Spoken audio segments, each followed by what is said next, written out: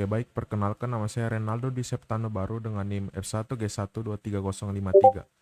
Baik, di sini saya akan mempresentasikan proyek mesin learning saya dengan judul Prediksi Dropout Mahasiswa berdasarkan aktivitas platform pembelajaran. Oke, langsung saja. Di sini adalah latar belakang masalah. Di sini masalahnya adalah tingginya angka dropout mahasiswa di perguruan tinggi dengan faktor penyebab kurangnya engagement dalam platform pembelajaran trading.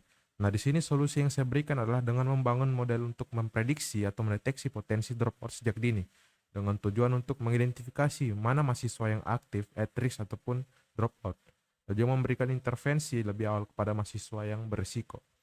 Nah, di sini pendekatan yang saya gunakan itu adalah klasifikasi dengan multi kelas atau 3 kelasnya ya. Di sini kelasnya adalah ada aktif, at risk, dan juga dropout.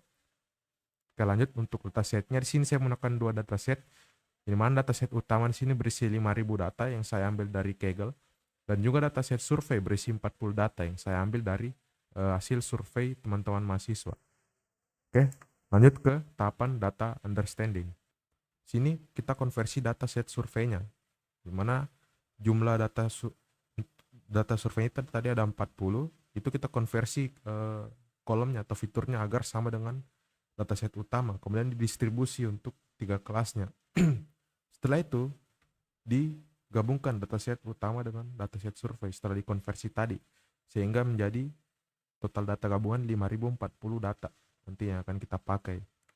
Lanjut untuk deskripsi fitur data yang sudah digabung tadi. Di sini bisa dilihat ada student ID, age, region ada 15, enroll date, dan seterusnya. Bisa dibaca ya. Lanjut untuk deskripsi tipe data di sini untuk student ID, object, age, integer, region, object, enroll date, object, exam session, integer. Lanjut di sini bisa dilihat untuk statistik fitur numeriknya atau angka di sini. Lanjut untuk kategorikal bisa dilihat di sini statistiknya. Lanjut kita ke tahapan preprocessing data. Yang pertama yang kita lakukan di sini adalah mengecek missing value-nya atau nilai kosongnya. Di sini ditemukan ada missing value dan akan langsung dilakukan penanganan dengan metode median imputation. Artinya, maksudnya median imputation adalah mengisi nilai kosong tersebut dengan nilai median. Oke, lanjut. Setelah itu kita akan mengecek data outlier-nya. Di sini bisa lihat di sebelah kiri di gambar box plot yang bagian fitur age. Di sini ada 3 bola ya. Tapi sebenarnya ini dia bertumpuk jadi totalnya itu ada 10 outlier di sini ya. Ini yang bola-bola ini outlier. Dan exam session ada 470 outlier di sini dan seterusnya bisa dilihat. Nah, outlier ini itu ditangani dengan metode capping. Di mana metode capping sendiri di sini itu dia metode yang metode yang digunakan untuk membatasi nilai-nilai anomalinya atau nilai outliernya. Ya, misalnya ada nilai terlalu tinggi atau terlalu jauh itu dibatasi agar tidak terlalu jauh dengan metode capping.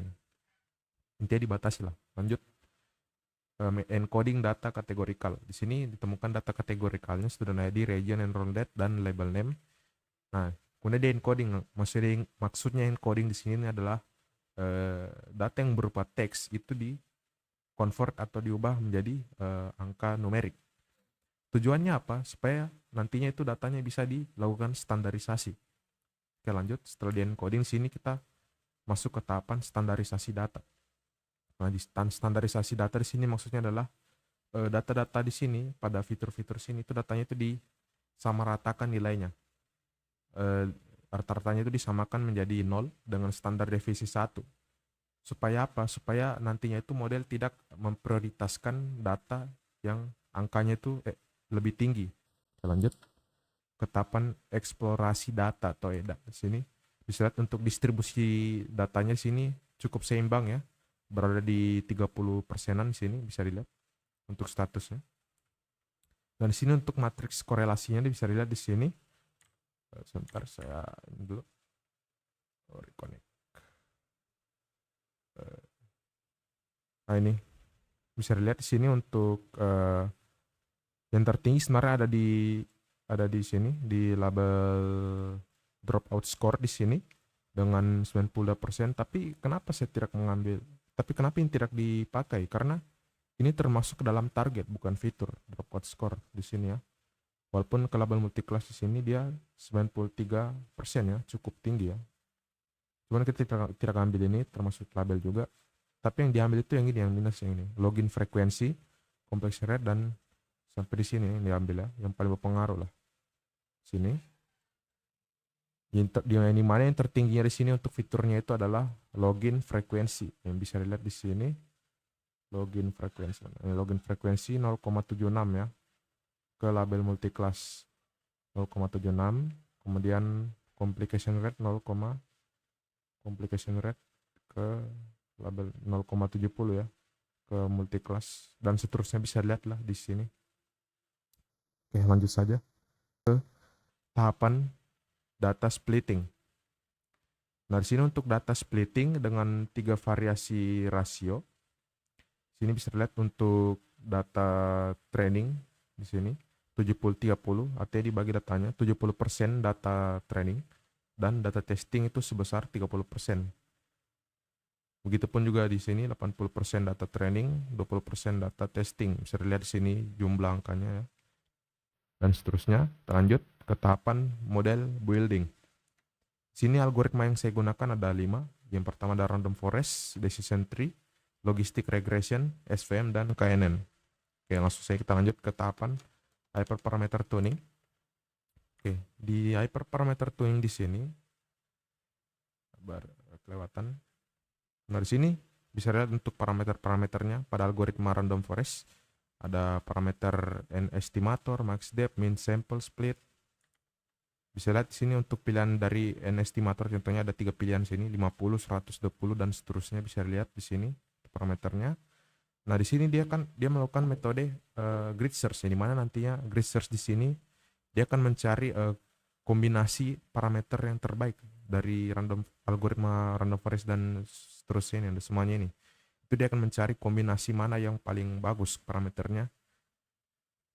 Nah, di sini setelah ditemukan kombinasi parameter yang paling bagus di sini menggunakan metode grid search, ditemukanlah di sini parameter terbaik, yaitu max untuk algoritma random forest contohnya, max depth-nya itu ada 10, min sample leaf ada 1, sample split 5, n estimator itu yang dipakai 50 ya, dan diperoleh CV score sebesar 0,9229 di sini CV score. Lanjut ke tahapan model evaluation. Nah, di sini untuk data splittingnya bisa dilihat untuk 70-30 ya, random forest itu sebesar akurasinya sebesar 91%, precisionnya 0,9098, recall-nya 0,9101, F1 score-nya 0,9093. Dan untuk decision tree akurasinya 91% dan seterusnya bisa dilihat di sini. Lanjut ke confusion matrix-nya bisa dilihat di sini. Yang mana aktualnya atau data sebenarnya di sini untuk 70-30 ya. Di sini menggunakan data testing. Untuk mahasiswa yang aktif itu sebanyak 435 yang dikategorikan aktif, dan model memprediksi aktifnya itu sama 435 ya. Dan seterusnya di sini ada at risk 948, model juga memprediksi sama ya 148. Dan seterusnya bisa dilihat di sini. Saya tidak akan menjelaskan semuanya karena memakan waktu. Oke, lanjut ke perbandingan akurasi training dan testing. Bisa dilihat di sini untuk random forest akurasi trainingnya sebesar 97% dan akurasi testingnya 90%. Nah, di sini dia statusnya itu terlalu overfitting ya. Kemudian decision tree di sini bisa dilihat dia tidak overfitting dan seterusnya bisa dilihat. Oke, lanjut ke tahapan model comparison. Di sini bisa lihat untuk tabel perbandingan performa modelnya. Lanjut. Dan bisa lihat untuk grafik perbandingan performa modelnya di sini. Oke, lanjut ke hyperparameter terbaik untuk setiap model. Di sini bisa lihat parameter terbaiknya.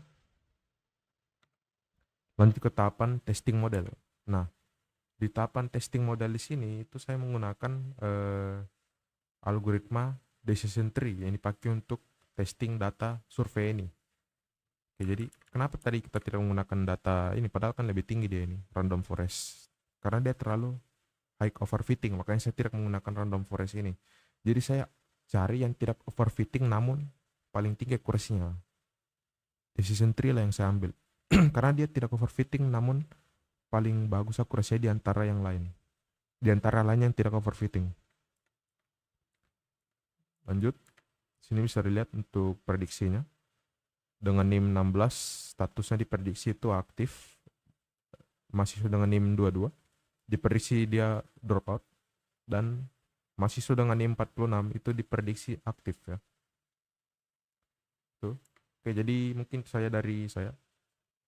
Mohon maaf apabila ada salah kata atau dan lain sebagainya. Sekian dari saya, terima kasih.